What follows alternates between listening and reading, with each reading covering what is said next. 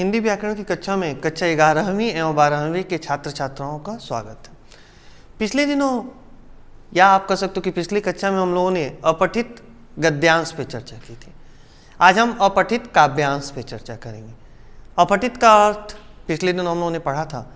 अ का अर्थ सामान्यतः हम लोग लेते हैं नहीं, और पठित का अर्थ लेते हैं पढ़ा हुआ, यानी वह काव्य का अंश जो हम लोगों ने पूर्व में नहीं पढ़ा है या हमारे द्वारा पढ़ा हुआ नहीं है, उसे हम कहते हैं अपठित काव्यांश। काव्य माने कविता। कविताओं के बारे में आप जानते ही हो, लंबी कविता होती है, छोटी कविताएं होती हैं। इसके अलावा भी आज देखते हो, आप गजल देखते हो, शायरी देखते हो, तो ये सारी चीजें जो है कविता के अंतर्गत आती है। और अंश का अर्थ क्या होता है? खंड या हिस्सा, टुकड़ा। मानी तो क्या पढ़ना है अपठित काव्यांश के अंतर्गत? तो अपठित काव्यांश के अंतर्गत हमें किसी कविता के अंश यानी उसके किसी एक खंड को, उसके किसी एक हिस्से को पढ़ना है। जैसे वहां पर क्या था, गद्य के अंश यानी खंड या हिस्से को पढ़ना था। यहां पर कविता के खंड या हिस्से को, यानी कविता जिसको बोलते हैं कि किसी एक, मान लीजिए कि अगर 4-5 वहां पे काव्यांश है, माने कविताओं का अंश जो है, जिसको हम क्या कहते हैं, क्या कहते हैं बताइए आप लोग, जिसको इंग्लिश में आप लोग पैराग्राफ कहते हो, किसके अंतर्गत? गद्य के अंतर्गत, प्रोज के अंतर्गत। तो कविताओं में भी क्या होता है देखिएगा, कई उसके टुकड़े होते हैं, खंड होते हैं। तो वहां से कुछ पंक्तियां जो है उठा के दे दी जाती हैं हमें क्या करना पड़ता है? उन पंक्तियों को अच्छी तरह से पढ़ना पड़ता है। तो उन पंक्तियों को पढ़ने के दौरान जो चीजें हमें गद्य के लिए आवश्यक थी, वही काव्य के लिए भी आवश्यक। क्या? सबसे पहले एकाग्रता। माने जब हम उन पंक्तियों को पढ़ेंगे तो हमारा पूरा ध्यान उन पंक्तियों पर होना चाहिए। और विशेषकर कविताओं के संदर्भ में तो ये 100% लागू होता है।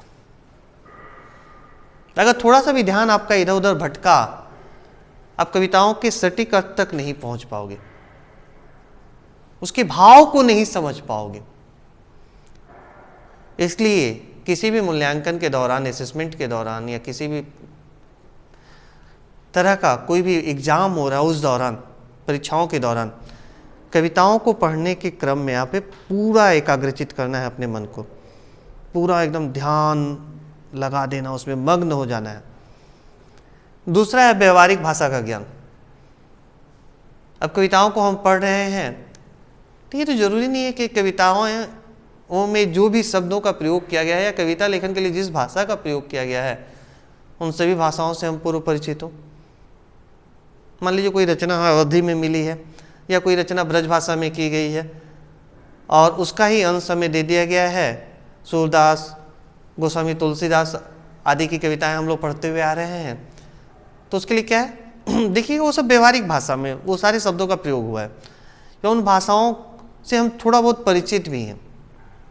तो उसी के लिए व्यवहारिक भाषा का ज्ञान होना अति आवश्यक है। फिर विवेचन क्षमता, उसकी विवेचना कैसे करेंगे, उसके बारे में कैसे व्याख्या करेंगे, कैसे बताएंगे, विस्तार उसका कैसे करेंगे। सबसे जरूरी है, ये भी एक महत्वपूर्ण बिंदु है, विवेचन करने की क्षमता हमारे अंदर होनी चाहिए। तो क्षमता आएगी कब? जब इन दो बिंदुओं का ज्ञान हमें होगा। किसकी किसकी? पहले एकाग्रता, यानी अच्छी तरह से हमें पढ़ना होगा कविता को। कविता को पढ़कर व्यवहारिक भाषा का ज्ञान जब हमारे अंदर रहेगा, तो हम क्या करेंगे? उसके अर्थ को समझ पाएंगे, और जब अर्थ को समझ पाएंगे तभी हम विवेचन कर पाएंगे, उसकी व्याख्या कर पाएंगे। यानी आप देख रहे हो कि कैसे सभी बिंदु एक दूसरे से जुड़ी हैं, गहरा संबंध है। आप सोचोगे कि नहीं, एकाग्रता की जरूरत क्या है, भाषा का तो ज्ञान हमें ही, हम व्याख्या कर देते हैं। तो इसी क्रम में क्या होता है, कई बार देखिएगा वाक्य संबंधी अशुद्धियां या मात्रा संबंधी अशुद्धियां जो मिलती हैं, इसी के कारण मिलती। हमसे पूछा गया था कि आपका नाम क्या है, और हम लोगों ने तो प्रश्न ध्यान से सुना ही नहीं। सामान्य तो देखा जाता है कि जब पहली बार हम किसी से मिलते हैं तो बोलते हैं कि आपका परिचय क्या है, और हम लोगों ने क्या किया, अपना परिचय देना शुरू कर दिया। पूछा गया था हमसे कि आप अपना परिचय दीजिए। प्रश्न क्या था हमारा? कि आपका नाम क्या है। तो पहले बिंदु को किसी भी तरह से हम नजरअंदाज नहीं कर सकते, छोड़ नहीं सकते, अन्यथा क्या होगा, अर्थ का अनर्थ हो जाएगा, सटीक उत्तर हम नहीं दे पाएंगे। देखिए आगे चौथा बिंदु जो है अभिव्यक्ति कौशल। जब इन तीनों बिंदुओं से हम सही तरीके से गुजरेंगे, इन बिंदुओं को पूरे ध्यान में रखकर आगे बढ़ेंगे, तभी हमारी अभिव्यक्ति कौशल माने हमारी जो प्रदर्शन जिसे हम कहते हैं, अपनी बातों को दूसरे के सामने प्रकट करने की जो क्षमता जिसे हम कहते हैं, उसी को कहते हैं अभिव्यक्ति कौशल। देखिए बार बार कहा गया है कि एक अच्छा वक्ता वही होता है जो एक अच्छा श्रोता होता है। जब तक हम अच्छे श्रोता नहीं होंगे, कभी भी हम अच्छा वक्ता नहीं हो सकते। तो अगर हमें अच्छा वक्ता बनना है तो उसके लिए आवश्यक है कि अच्छा श्रोता बने। ठीक उसी प्रकार अगर हम चाहते हैं कि हमारे सारे प्रश्नों के उत्तर जो हमसे पूछे जा रहे हैं, उन सारे प्रश्नों के उत्तर हमें सही देने हैं, सटीक देने हैं, तो उसके लिए आवश्यक है कि आप अच्छा पाठक बनिए। उन विषयों को अच्छी तरह से पढ़िए, समझने की कोशिश कीजिए, उसके बाद अभिव्यक्ति पे जाइए। अन्यथा कहा ही गया, आधा जल गगरी छलकत जा। आधा ज्ञान मनुष्य के पतन का कारण बनता है। ऐसे बहुत सारे उदाहरण जो हैं आप लोगों ने पढ़ा होगा, या माता पिता के पास से, या अपने सगे संबंधियों के पास से, या अपने अध्यापकों के पास से आपने सुना भी होगा। इसीलिए आवश्यक है कि जिस विषय को हम पढ़ेंगे पूरा ध्यान मग्न होकर पढ़ेंगे, अच्छी तरह से पढ़ेंगे। उसके बाद क्या होता है, ये तो था कि प्रश्नोत्तर के लिए किन गुणों की आवश्यकता है। अब मान लीजिए अपठित काव्यांश दिया गया है, आप क्या करेंगे, तो सबसे पहले अच्छी तरह से उसको 2 से 3 बार पढ़िए। बोलिएगा सर समय चला जाएगा, तो देखिएगा उसके लिए आप लोगों को 10 से 15 मिनट का समय दिया जाता है। उसके बाद से लिखने का समय शुरू होता है। तो आप पहले से उसको अच्छी तरह से पढ़िए, उस कविता के अंश को समझने की कोशिश कीजिए। आपने समझ लिया, उसका देखिए कि आपसे क्या क्या प्रश्न पूछे गए हैं। जैसे प्रश्न पूछा जाता है कि इस कविता का शीर्षक क्या होगा, या इस कविता का भावार्थ क्या है, केंद्रीय विषय वस्तु क्या है, या कोई पंक्ति वहां से उठा के दे दी गई कि इस पंक्ति का अर्थ क्या है, कोई शब्द उठा के दे दिया गया कि शब्द का अर्थ क्या है। ऐसे जो सारे प्रश्न आपसे पूछे जाएंगे काव्यांश के अंतर्गत, क्या करना आपको, उन सारे प्रश्नों को पढ़ लिया आपने, देख लीजिए किस पंक्ति में इस प्रश्न का आपका उत्तर छिपा हुआ है। थोड़ा सा मार्क कर दीजिए, ऐसे ऐसे हल्का मार्क कर लीजिए, क्योंकि आप जानते हो कि प्रश्न पत्र पे कहीं भी निशान लगाने का नियम नहीं है। तो आप वहाँ पे थोड़ा सा पेंसिल से पॉइंट करके रखिए, बिंदु के अनुसार दाग लगा के रखिए कि इसका उत्तर इसमें, इसका उत्तर इसमें।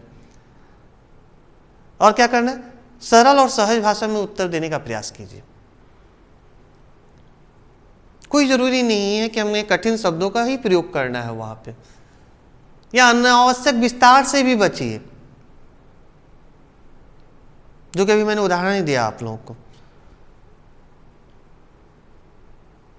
तो जब हम इन सभी चीजों पे ध्यान देंगे, तब आप देखिएगा कि आपका प्रश्न जो भी आपसे पूछा गया है, वो प्रश्नों का उत्तर आपने सटीक उत्तर दिया है, सही उत्तर दिया है। तो जब इन सारी प्रक्रियाओं से आप गुजरोगे, तो आप क्या देखोगे कि आपकी जो इच्छा थी, आपकी जो चाहत थी कि इस मूल्यांकन के बाद या इस परीक्षा के बाद जब मूल्यांकन होगा तो मुझे इतने प्राप्तांक मिलेंगे, माने मुझे इतने मार्क्स मिलेंगे, आप देखिएगा आपको उतने मार्क्स मिलेंगे। लेकिन कब, जब इन सारे नियमों का आप पालन करेंगे तब। तो मैं आप लोगों से यही कहूँगा कि इस